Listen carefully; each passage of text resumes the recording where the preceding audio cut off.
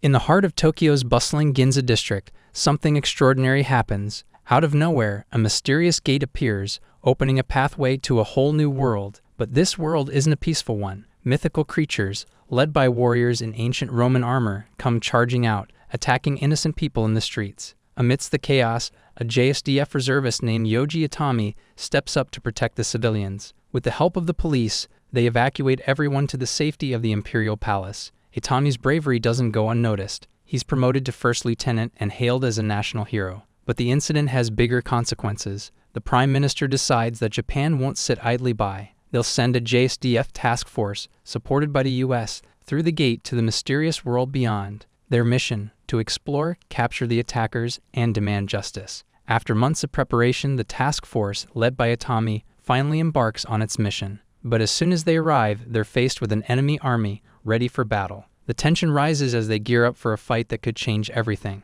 Beyond the gate, Itami and his fellow soldiers will face not only a physical battle, but also one within themselves. They'll discover their true strengths and confront their deepest emotions. Along the way, they'll build friendships, challenge their beliefs, and find acceptance in unexpected places. The world they encounter is a sight to behold. Vast landscapes, ancient ruins, and fantastical creatures await them at every turn. It's a visual feast that adds to the wonder and excitement of their journey. Through their conversations, the soldiers share their hopes, fears, and dreams. They support each other, finding solace in their camaraderie amidst the chaos. Together, they'll redefine what it means to be heroes and discover the power of unity. In the land surrounding the gate at Alness Hill, a clash between armies unfolds. The mighty empire sends its forces to confront the Japanese stationed there, confident in their strength. But to their shock, the JSDF's advanced artillery proves devastating, obliterating the empire's army with ease. Emperor Molt, realizing the gravity of the situation, calls upon the vassal states to launch an attack. However, this turns out to be a calculated move by the emperor himself. The vassal states suffer heavy casualties, ensuring they cannot exploit the empire's weakened military. Meanwhile, as tensions mount and the possibility of a JSDF advance looms, Jieitai is given a crucial role. He's assigned to lead the newly formed 3rd Recon Unit,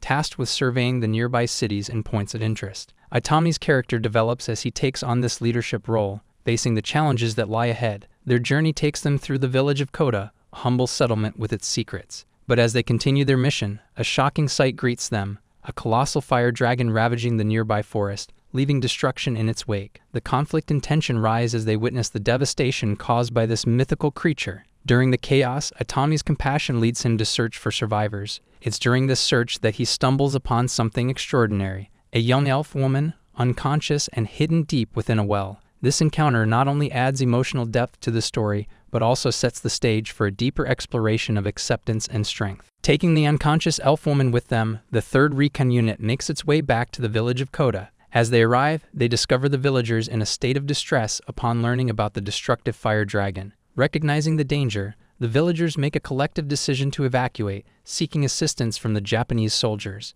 This creates a sense of urgency and conflict as they work together to ensure the safety of everyone involved. During the evacuation, the group, now including all the villagers, receives unexpected reinforcements in the form of 2 mages, Lilela Lalina and her master Kato L. Altestan. This introduction of magical characters adds a new dimension to the story, enhancing the visual description and opening doors for the exploration of fantastical elements. The mages bring their unique abilities and knowledge, contributing to the conflict and tension that surround the group. Amidst the chaos, a group of bandits seizes the opportunity to attack the vulnerable villagers. However, their plans quickly unravel as they are mercilessly defeated by Rory Mercury, an apostle of the dark god Emery. This encounter brings forth a clash of strengths and establishes Rory as a formidable character. The conflict escalates, showcasing both the physical and ideological clashes between different factions. As the journey continues, Itami's party, along with the refugees and newfound allies, comes face to face with Rory. Surprisingly, Rory decides to join and accompany them on their mission. This unexpected alliance adds complexity to the relationships between the characters and introduces further conflict and tension within the group. Dialogue exchanges and interactions between the characters contribute to their development as they grapple with their differences and find common ground. However, their progress is interrupted by the re-emergence of the fire dragon, which launches a vicious attack on the convoy. The stakes are raised as numerous villagers lose their lives, intensifying the emotional depth of the narrative. Itami's party takes decisive action by using an anti-tank rocket to cripple the dragon, forcing it to retreat. This moment of triumph injects a surge of strength and hope into the story, emphasizing the themes of resilience and determination. After parting ways with the villagers, Atami makes a crucial decision. He chooses to lead the remaining refugees, along with Rory, the elf woman, and Lily, back to the safety of Alness Hill. This decision not only shapes Atami's character development, but also reinforces the themes of acceptance and strength as he takes responsibility for the well-being of those under his care. The 3rd Recon Unit makes its way back to Alness Hill, now transformed into an advanced JSDF base. Recognizing the dire situation of the refugees, Atami secures authorization to provide them with much-needed shelter. This decision showcases character development and a sense of empathy within Atami, highlighting his commitment to helping others. Meanwhile, Princess Pina Colada, hailing from the Empire, becomes increasingly curious about the JSDF and their remarkable achievements. Intrigued, she takes it upon herself to personally investigate the situation, adding a layer of conflict and tension to the story. Back at Alness Hill, the refugees gradually adjust to their new lives alongside the Japanese soldiers. However, an intriguing mystery arises when Tukaluna Marceau, the elf girl, repeatedly requests supplies not only for herself, but also for an unknown male who is not officially listed among the guests. This enigma adds suspense and curiosity, driving the narrative forward and deepening the emotional depth. Recognizing that they cannot rely on the JSDF's generosity indefinitely, Lily suggests a practical solution. She proposes collecting scales from the dragons slain by the JSDF, which can be sold for a substantial price in the local markets. This plot development highlights the characters' resourcefulness and their ability to adapt to their circumstances, showcasing themes of strength and resilience. Simultaneously, on the other side of the gate, the Japanese Diet seeks an audience with Atami regarding the battle against the fire dragon. However, due to the timing of the summons, Atami and his companions, including Rory, Lily, and Tuka, have already embarked on a journey to the city of Italica. Their mission is to trade the collected dragon scales, seeking both economic benefit and vital information about the JSDF. This convergence of different storylines heightens the sense of anticipation and builds towards a climactic encounter. Atami's party reaches the bustling city of Italica just in time to witness a fierce assault by a bandit force composed of deserters from the defeated armies at Alness. Led by Princess Pina, the city's forces valiantly fight back, but it becomes clear that they lack the strength to hold off the bandits until reinforcements arrive. This predicament puts Pina in a difficult situation, filled with conflict and tension. In a fateful encounter, Pina crosses paths with the 3rd Recon Unit and learns of their capabilities. Understanding the gravity of the city's plight, Atami makes a courageous decision to aid in its defense. He agrees with Pina's plan, positioning himself and his soldiers on the vulnerable side of the walls, the south gate, to act as a decoy. This strategic move demonstrates Atami's character development and his willingness to put himself at risk for the greater good. However, the enemy proves to be cunning and refuses to fall into their trap. Instead, they launch a devastating attack on the main force at the east gate, catching them off guard. The visual description of the crumbling defenses and the intense battle scenes heighten the conflict and raise the stakes for our characters. As the city's defenses are breached, despair looms over Princess Pina. This emotional depth adds to the tension and emphasizes the dire situation they find themselves in. It becomes a pivotal moment where the strength and resolve of the characters will be tested. Rory, Atami, and their trusted comrades, Akira Tomita and Shino Kuribayashi, embark on a mission to join Princess Pina and support her troops. Recognizing the urgency of the situation, the JSDF dispatches a helicopter unit to assist the 3rd Recon Unit in defending Italica. The timely arrival of the helicopters, accompanied by the powerful melody of Wagner's Ride of the Valkyries blaring from loudspeakers, adds an intense and visually striking element to the scene as they effortlessly annihilate the invaders. Meanwhile, Lily successfully sells the collected dragon scales, and Atami engages in negotiations with Pina and the people of Italica. Despite the trivial compensation terms offered, Atami ensures that the sovereignty of Italica remains intact, emphasizing the theme of acceptance and strength in preserving alliances amidst chaos and conflict. As the 3rd Recon Unit prepares to depart for Alness Hill, they unexpectedly cross paths with Pina's Order of the Rose Knights. Unaware of the recently established peace treaty, the Knights mistake Atami and his team for threats and capture him. In a tense moment, Atami, choosing to prioritize peace over violence, orders his unit to leave without him, sacrificing his freedom for the sake of avoiding further conflict. This decision showcases his character development and willingness to make personal sacrifices for the greater good. In Italica, Princess Pina expresses her concern to her knights, Bozes and Panache, about capturing Atami, fearing that it may provoke the JSDF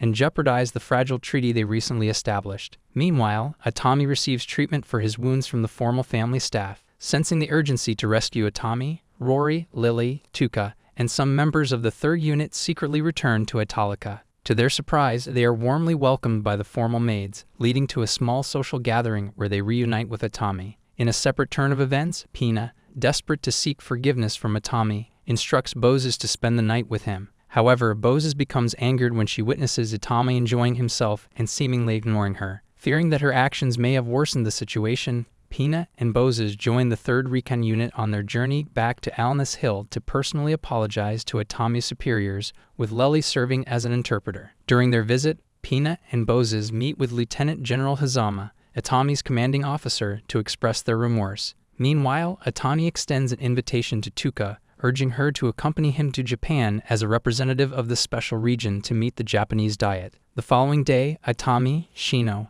Akira, Rory, Lily, Tuka, Pina, and Bozes pass through the gate and venture into Japan together. Atami and his group find themselves in Tokyo, a city that leaves Pina and the others in awe of its sights and people. They meet Komikado, a public security agent who guides them through their different destinations. Atami, Rory, Lily, and Tuka head to the Japanese Diet, while Pina and Bozes engage in discussions with members of the Ministry of Foreign Affairs, focusing on the upcoming peace talks. In the Japanese Diet, Atami's group faces questioning from the chairwoman of the investigation committee regarding the Fire Dragon attack. The committee accuses the JSDF of failing to protect the refugees who lost their lives during the incident. However, Rory, Lily, and Tuka passionately defend the JSDF, recounting how the Japanese soldiers saved numerous lives from the monstrous creature. Their heartfelt testimony challenges the accusations and sheds light on the heroic efforts of the JSDF. After the intense proceedings, Atami's and Pina's groups reunite in the subway, seeking to escape the press and a mysterious group that appears to be targeting the Special Region girls. Concerned about a potential mole leaking their plans, Atami decides to change their course and takes the group to stay with his ex-wife. After sharing all the intricate details with his ex-wife Riza, Atami found solace in her agreement to assist him in navigating the complex situation. They devised a plan for Riza to take Rory, Lily, and Tuka on a shopping trip the following day, providing a distraction and keeping them away from the imminent turmoil. Atami knew he could rely on Riza's resourcefulness and ability to handle the girls. In the meantime, Akira, Pina, and Bozes ventured to the library, curious about the boys' love manga that Riza had recommended. The unconventional choice sparked their interest, leading them down an unexpected literary exploration. The visit provided a brief respite from the mounting tension, allowing them a moment of light-hearted camaraderie amidst the looming danger. Atami, on the other hand, reconnected with his old friend Defense Minister Kanu Teru. As trusted allies, Teru assigned Atami the crucial task of bringing the Special Region guests to a secure hot spring inn, guarded by the formidable Japanese Special Forces Group, SFG. The hot spring inn was intended to provide a sanctuary where they could find relaxation and respite from the turmoil that surrounded them. However, the tranquility of the inn was suddenly shattered when 3 different Black Ops teams infiltrated the area, triggering intense battles with the vigilant SFG. The SFG swiftly identified 2 of the operatives as Americans, adding a layer of complexity to the unfolding situation. The unexpected intrusion left Atami and his comrades on high alert, their senses heightened as they prepared for a potential confrontation. In a surprising turn of events, the Japanese Prime Minister found himself facing blackmail from the U.S. President, who demanded that the SFG cease their attacks on the Black Ops teams. The president's motive became clear as he aimed to secure the Special Region guests for themselves. The pressure on the Prime Minister intensified, forcing him to make a difficult decision. Ultimately, the Prime Minister ordered Teru to instruct his men to stand down, complying with the president's demands. However, he revealed a strategic countermove, his plan to resign from his position, effectively nullifying the leverage the president held over him. The Prime Minister's bold move showcased his commitment to protecting the interests of Japan and its allies. As the 3 Black Ops teams closed in on the secure hot spring inn, chaos seemed inevitable. Amidst the mounting tension and uncertainty, Atami found himself encountering a drunken and flirtatious Rory, adding a touch of unexpected humor amidst the perilous situation. Itami's focus remained steadfast, and he knew he needed to stay vigilant and maintain control of the situation, even amidst the distractions. The stage was set for a dramatic showdown, where alliances would be tested, loyalties would be questioned, and the fate of the Special Region guests would hang in the balance. Itami and his comrades were prepared to face whatever challenges lay ahead, standing united in their determination to protect their friends and ensure a peaceful resolution to the escalating crisis. As the intimate moment between Rory and Itami reached its crescendo, their bliss was abruptly shattered by the piercing ring of a phone call. Itami reluctantly answered the call, only to find Teru, his subordinate, on the other end of the line, delivering urgent news. The tranquility of the inn was instantly replaced by a tense atmosphere as the gravity of the situation unfolded. No sooner had Itami ended the call than a sudden intrusion shattered the silence. The U.S. Black Ops team, tasked with protecting Itami and his group, stormed into the inn. However, their arrival was met with unexpected resistance as the rival teams from Russia and China clashed with them in a flurry of bullets and tactical prowess. The once peaceful inn became a battlefield, engulfed in a three-way firefight. In the chaos, Rory, ever the formidable warrior, swiftly joined the fray. Her deadly skills and supernatural abilities turned the tide, leaving only her standing amidst the carnage. The clash between the international forces showcased the complexity of the political landscape surrounding the special region, where multiple nations vied for control and influence. Seizing a momentary lull in the chaos, Itami's group managed to secure a van from the retreating Russian team and made their escape back to Ginza. However, with concerns that the foreign agents might launch another attack, Risa, the resourceful member of their group, took matters into her own hands. She took to the internet and posted a message, alerting the public that the Special Region girls would be visiting the Ginza Memorial. The message resonated with the citizens, and word spread like wildfire. A large crowd gathered at Ginza, eager to meet the girls and show their support. The unexpected turnout created a shield of unwitting protection around the Special Region girls, hindering the foreign agents' nefarious plans to kidnap them. Unbeknownst to the agents, the swift and discreet actions of public security resulted in their arrest at the scene, exposing their true intentions. To further expose the agents and reveal the depth of their malevolence, Shino, one of the Special Region girls, used her connection with her sister Nanami, a news reporter, to share the news of the previous kidnapping attempts on live television. The revelation sent shockwaves through the international community, forcing the leaders of the United States, China, and Russia to cancel their kidnapping operation and reassess their strategies. After bidding a heartfelt farewell to Risa and paying their respects at the Ginza Memorial, the Special Region girls embarked on their journey back to the gate. The experiences they had in Japan had given them a newfound understanding of the devastating consequences of the Empire's war with Japan. Moved by this realization, Pina, a prominent figure in the Empire, took it upon herself to return to the capital and initiate peace talks between the warring factions. With the gate serving as a bridge between two worlds, the stakes had never been higher. The actions and decisions of individuals from both sides would shape the course of history and determine the fate of countless lives. The journey towards peace and understanding had only just begun, and the challenges that lay ahead would test the resolve and determination of those involved. 5 months have passed since the gate opened, and the Alnus refugee camp has transformed into a bustling town and trading hub. People from Earth bring their goods to trade with the Empire, creating a lively marketplace. Meanwhile, in the imperial capital, Pina introduces Koji Sugawara, the new ambassador from the Japanese Ministry of Foreign Affairs, to Lord Cicero, an influential noble from the Empire's pro-war faction. Pina strikes a deal with Lord Cicero, securing his cooperation for the upcoming peace talks in exchange for the release of his nephew, who is currently held as a prisoner of war in Japan. Back in Alnus, Tuka continues to search the city, desperately hoping to find her father and refusing to accept the painful truth that he is no longer alive. Concerned for Tuka's well-being,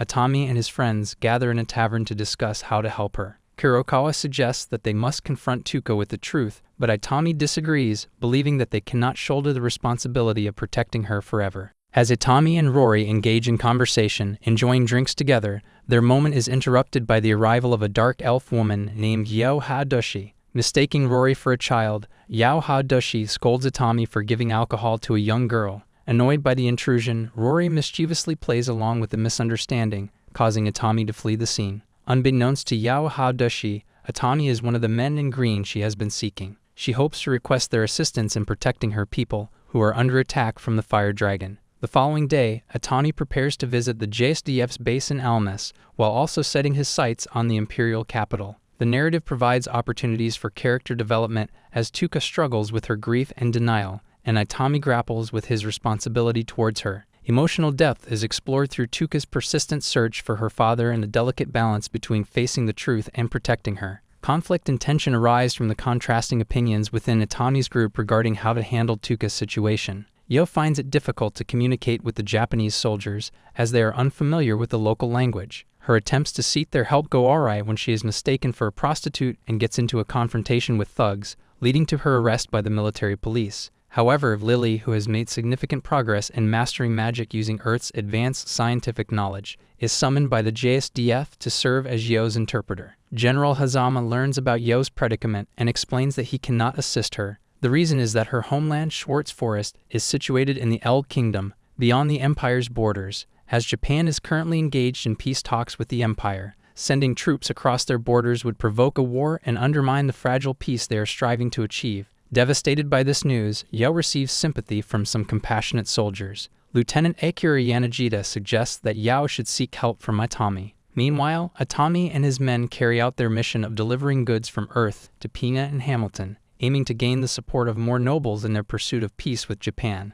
Before departing, Atami unwittingly gives Pina a yaoi doujin translated by Boses in Panache. Little does he know that the doujin contains newspaper clippings highlighting his previous heroic actions. As Atami returns to the base with hopes of fostering peace between the warring factions, Lily narrates that the conflict is far from resolved. This segment of the story incorporates character development as Yu faces setbacks and seeks help, and Lily continues to grow in her magical abilities. Emotional depth is explored through Yao's disappointment and the soldier's empathy toward her situation. Conflict arises from the political complexities and limitations that prevent immediate assistance to Yao. Visual descriptions enhance the scenes involving Yao's arrest, the delivery of goods, and the exchange between Atami and Pina. Dialogue drives the interactions, conveying Yao's desperation, the soldier's compassion, and the ongoing peace efforts. The theme of peace and its challenges is highlighted, along with Atami's unwitting connection to his past heroics. The pacing and structure maintain engagement as the narrative transitions between Yao's struggles, Atami's mission, and Lily's narration, leaving the reader with a sense that the war's resolution remains uncertain. In the imperial capital, Pina hosts a private party attended by a group of senators led by Lord Cicero and his families. Witnessing the impressive weapons demonstrations by the 3rd Recon Unit, Lord Cicero realizes the futility of fighting against the Japanese and decides to pursue negotiations for peace. However, Crown Prince Zorzal, Pina's older brother, discovers the meeting and rides with his entourage to confront the senators for treason. Alerted by Atami's scouts about the approaching prince, the 3rd Recon Unit swiftly acts to assist the senators in escaping unnoticed before Prince Zorzal arrives. In Akusho, the capital's red light district, Mary joins the JSDF team stationed there, utilizing her nursing skills to provide aid to the residents who seek assistance at the outpost. Meanwhile, Yao endeavors to gather information about the people important to Atami from a local source. Atami, Chino, and Akira, on the other hand, stay at Pina's palace. Back at the Akusho outpost, the demi-human prostitutes warn Mary about an imminent earth shake. Recognizing this as a phenomenon akin to animals on Earth sensing earthquakes in advance, Yutabaru, the commanding officer, urges the soldiers in the special region to evacuate the civilians before the earthquake strikes. This segment of the story introduces a private party where political negotiations take place, highlighting Lord Cicero's realization and Prince Zorzal's opposition to peace. The character development of Mary is explored as she joins the JSDF team and uses her nursing skills to aid the locals. Yo's quest for information adds intrigue and curiosity to the narrative. The Akusho outpost serves as a setting with its unique dynamics, including the warning from the demi-human prostitutes and Yutabaru's proactive decision. Dialogue plays a significant role in conveying the tensions and motivations of the characters. Themes of peace, political strife, and natural disasters intertwine, providing layers of conflict and tension. Visual descriptions immerse the reader in the imperial capital and Akusho, while pacing and structure maintain engagement and suspense, particularly with the impending earthquake. Pina, the princess of the empire, extended an invitation to Sugawara, Atami, Shino, and Akira, the Japanese delegates, to meet with her father, the emperor, at the Grand Imperial Palace. The purpose of the meeting was to seek their advice on how to effectively handle and mitigate the destructive force of earthquakes, a recurring threat in their land. However, to Pina and the Japanese delegates' surprise, another unexpected guest arrived at the Imperial Palace, Zorzal, the ambitious and power-hungry son of the emperor. Zorzal had come to warn his father of an impending earthquake, as foretold by his slave, Noriko. The revelation left Pina and the Japanese delegates in shock, for Noriko was none other than a fellow Japanese citizen. Infuriated by Zorzal's cruel treatment of Noriko, Atami's anger got the better of him, and he landed a solid punch on Zorzal, rescuing the defenseless girl. Zorzal's bodyguards, loyal to their master, attempted to retaliate, but they were swiftly and decisively neutralized by Shino's expert marksmanship. Atami and Shino, fueled by their desire to find and rescue their fellow countrymen, resorted to interrogating Zorzal for information about other Japanese captives. However, their efforts were interrupted by Chuul, another slave under Zorzel's control, who intervened to protect her master. The confrontation reached a stalemate, leaving the Japanese delegates frustrated but determined to uncover the truth. Sugawara, recognizing the urgency of the situation, warned the emperor of the potential repercussions if the kidnapped Japanese citizens were not immediately returned to Japan. With his message delivered, the Japanese launched an airstrike on the Imperial Senate building as a further demonstration of their resolve and to convey the importance of finding a peaceful resolution. Meanwhile, as Chuul tended to Zorzel's wounds, his younger brother, Diabo, learned of their father's intentions to make Zorzel his heir. The emperor believed that he could easily control Zorzel from the shadows once he abdicated the throne. This revelation added another layer of complexity to the already tense political landscape within the empire. Unaware of the tragic fate that had befallen her parents during the Ginza incident, Noriko arrived at the JSDF Alnus base, hoping to find a way back to Japan. Her longing for home and her search for answers remained unresolved, adding to the emotional turmoil she carried. Meanwhile, Tuka, a member of the Elven race,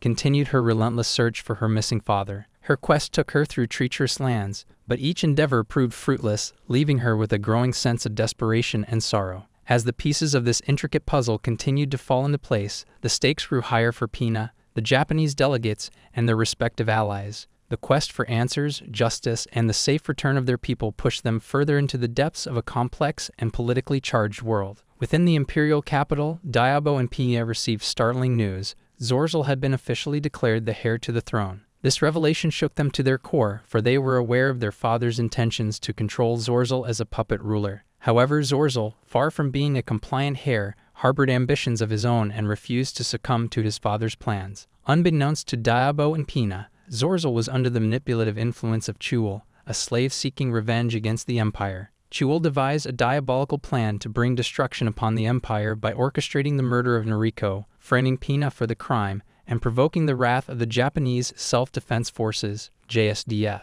Meanwhile, at the Alnus base, Yanagita approached Atami with a dangerous mission, to travel to the Eld Kingdom and eliminate the formidable fire dragon. However, Atami, concerned for the safety of his soldiers, refused to put their lives at unnecessary risk. He was unwilling to embark on a mission that could potentially lead to devastating consequences. However, amidst these tumultuous events, Tuka, consumed by grief and despair, had descended into madness. Yao, a comrade, confronted her with the truth. Her father had been killed by the very fire dragon that Atami was being asked to confront. Tuka's fragile psyche shattered, and in her distorted state of mind, she came to believe that Atami was her father. The revelation further pushed her toward the edge of insanity. In a confrontation with Atami, Yao revealed her desperate plea for help. She implored him to aid her people, even if it meant causing pain to those close to him. Atami, aware of the gravity of the situation, made the difficult decision to assume the role of Tuka's father temporarily, hoping to provide her with the stability she desperately needed. However, Tuka's descent into madness continued unabated,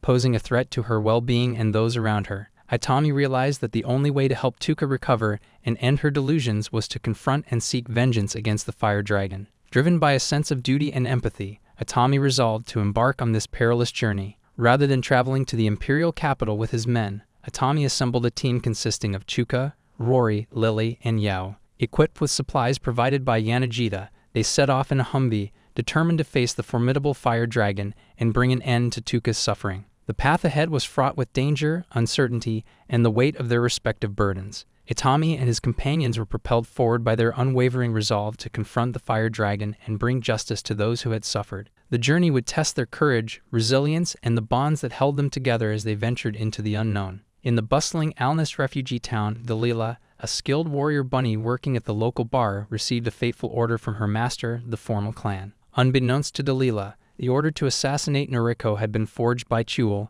the former queen of Dalila's tribe, who sought revenge against the empire. As the pieces of this intricate puzzle began to fall into place, General Hazama, upon learning of Atami's quest to confront the fire dragon, swiftly formed a task force to assist. Recognizing the immense threat posed by the formidable creature, Hazama understood the importance of pooling resources and expertise to increase their chances of success. In the shadows of strategy and negotiation, Yanagita and King Duran struck a deal that would grant the JSDF permission to pass through the Eld Kingdom. Their collaboration would prove instrumental in facilitating Atami's mission and ensuring a united front against the fire dragon. Delilah's attempt to assassinate Noriko was thwarted when Yanagita discovered their sinister plot. The confrontation between the two ended in a fierce battle, leaving both wounded from their clash. The incident caught the attention of the JSDF, prompting an investigation into the assassination attempt. With the assistance of the Formal clan, the JSDF uncovered crucial information. It was revealed that the Formal clan butler had forged the letter under orders from Zorzel's faction.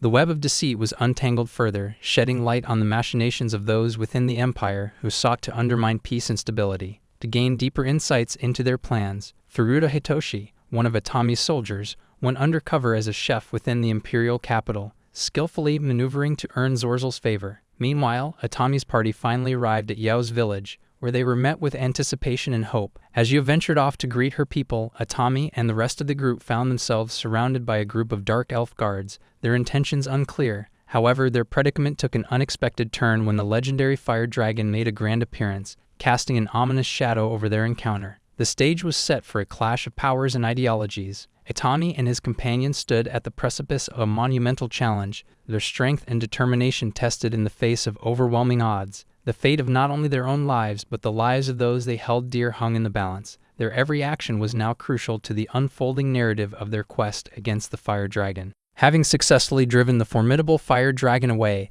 Atami and his group sought to solidify their victory. They journeyed to the mountains, accompanied by a group of valiant dark elf volunteers, to reach the very heart of the fire dragon's nest. With Rory positioned as a guardian at the nest's entrance, Atami and his comrades embarked on a daring plan. Utilizing the resources at hand, including C4 explosives and enchanted weaponry, they meticulously set up a fragmentation bomb beneath the fire dragon's nest. They intended to catch the beast off guard and deliver a decisive blow. However, their careful preparations were disrupted when the fire dragon, in a swift and ferocious assault, descended upon them, obliterating most of the dark elf volunteers. Amidst the chaos and carnage, Tuka, plagued by denial and grief, finally came to accept the painful truth. Her father was gone. In a moment of awakening, she tapped into the depths of her magical abilities, conjuring powerful lightning magic that unintentionally ignited the C4 explosive. The resulting explosion claimed the life of the fire dragon, ending its reign of terror. As the survivors made their harrowing escape from the treacherous mountain,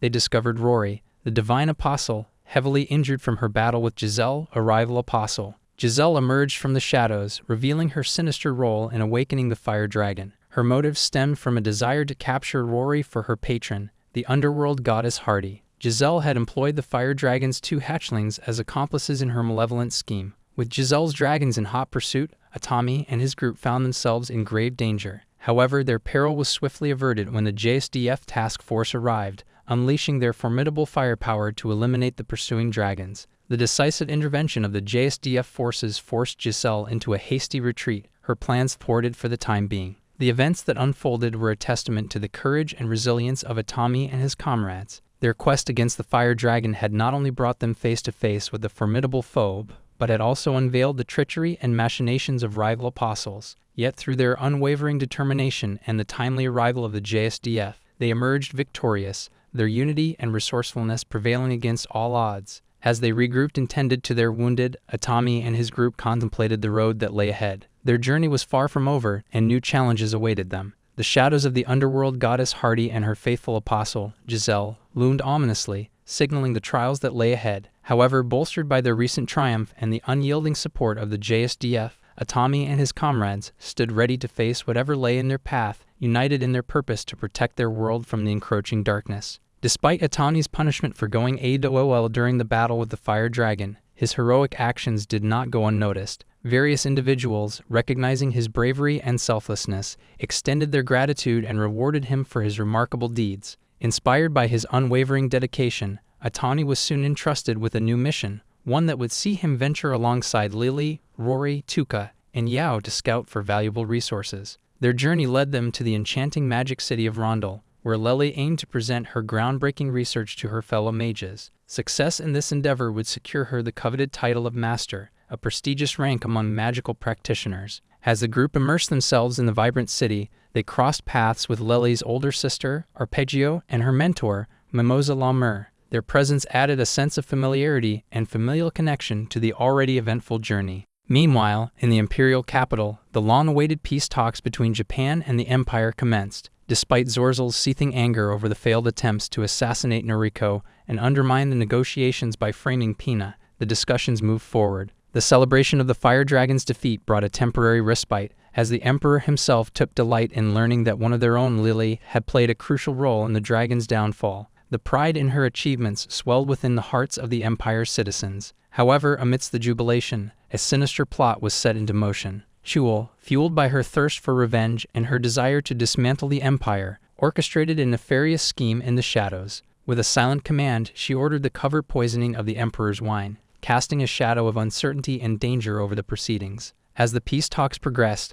the Emperor's health suddenly deteriorated. The subtle effects of the poison took hold, threatening the stability of the negotiations and the well-being of the Empire itself. Unbeknownst to the participants, the delicate balance of trust and diplomacy was now threatened by this unforeseen act of treachery. With the fate of the Empire hanging in the balance and Atami's group engrossed in their mission to gather vital resources, the stage was set for a clash between the forces of darkness and the resilience of those determined to protect their world. As alliances were tested, loyalties questioned, and peril lurked around every corner, the true extent of Chul's machinations and the path forward for Atami and his comrades remained uncertain. In this precarious and tumultuous time, the resilience, courage, and unity of the group would be put to the ultimate test. Their actions and decisions would shape the future not only for themselves, but for the Empire and all those who believed in the power of hope and unwavering determination. With the Emperor's health deteriorating and Zorzal seizing the throne, the Empire plunged into a state of turmoil. Zorzal, driven by his thirst for revenge against the Japanese,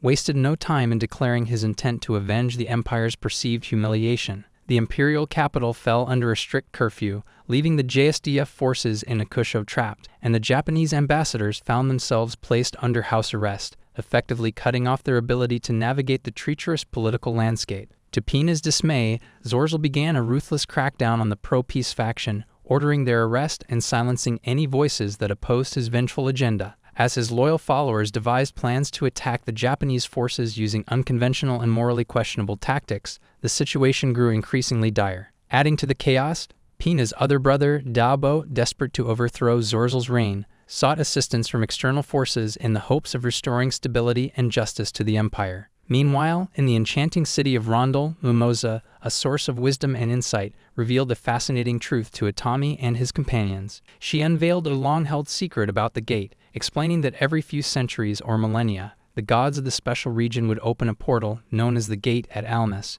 Through this portal, beings from different worlds would enter and settle in the special region, accounting for the diverse array of races coexisting within its borders. This revelation shed light on the intricate tapestry of the special region's history and the origins of its inhabitants. As tensions rose within the group, a heated sibling rivalry unfolded between Lily and her sister, Arpeggio. Fueled by envy and frustration, Arpeggio challenged Lily to a magical duel to settle their dispute once and for all. However, the confrontation took an unexpected turn when an assassin targeted Lily, aiming to eliminate her. The timely intervention of Gray, accompanied by another Rose Knight named Shandy, thwarted the assassin's nefarious plot. Gray and Shandy revealed that the assassination attempt was orchestrated by Zorzal himself, driven by his jealousy over Lily's fame and her triumphant defeat of the Flame Dragon. Recognizing the imminent danger they faced, Atami made the difficult decision to prioritize their safety and evade further confrontation. Instead of engaging in a direct battle against overwhelming odds, he chose a strategic retreat, believing that it offered the best chance of survival and regrouping.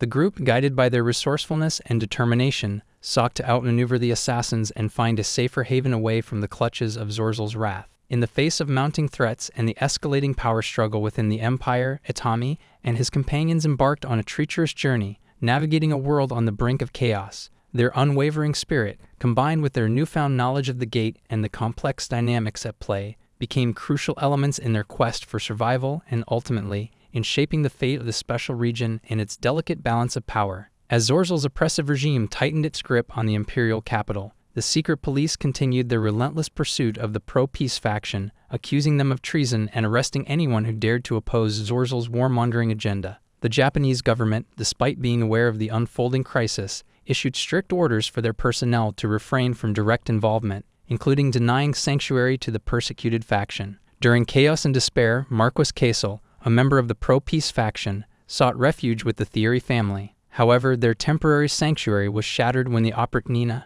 Zorzal's brutal enforcers, launched a vicious assault on their home. Faced with overwhelming odds, Jieitai, the daughter of the family, made the difficult decision to aid Castle's escape, while her parents valiantly sacrificed themselves to halt the advance of the merciless attackers. Finding themselves on the run, Sherry and Castle embarked on a perilous journey to seek asylum at the Jade Palace, which had transformed into the Japanese embassy and now enjoyed the protection of the Rose Knights. Within the sanctuary of the palace, bound by a treaty that prevented the empire from violating its grounds, Sherry hoped to find safety and security. Her eyes turned to Sugawara, whom she regarded as a potential future husband, in the hopes that he would lend them his assistance. However, Sugawara, torn between his inclinations and his duty to his country, initially adhered to the orders of non-interference. The Japanese government, determined to maintain a delicate political balance, emphasized the importance of avoiding direct involvement in the internal affairs of the empire. Yet, witnessing the imminent danger faced by Sherry and Castle at the hands of the Oprichnina, Sugawara's resolve wavered,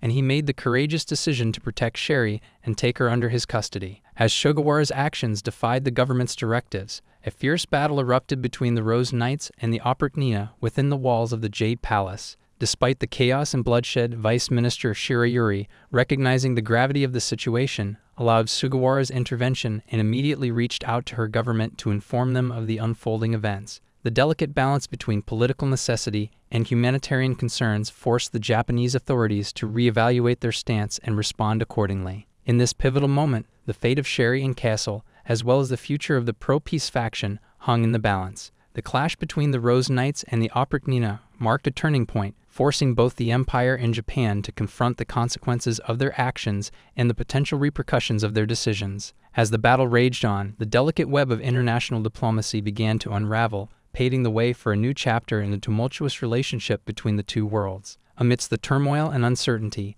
the resilience and determination of those fighting for peace and justice served as a glimmer of hope. The outcome of this brutal confrontation would not only shake the lives of those directly involved, but would also reverberate throughout the special region, potentially altering the course of its history and the destiny of its inhabitants.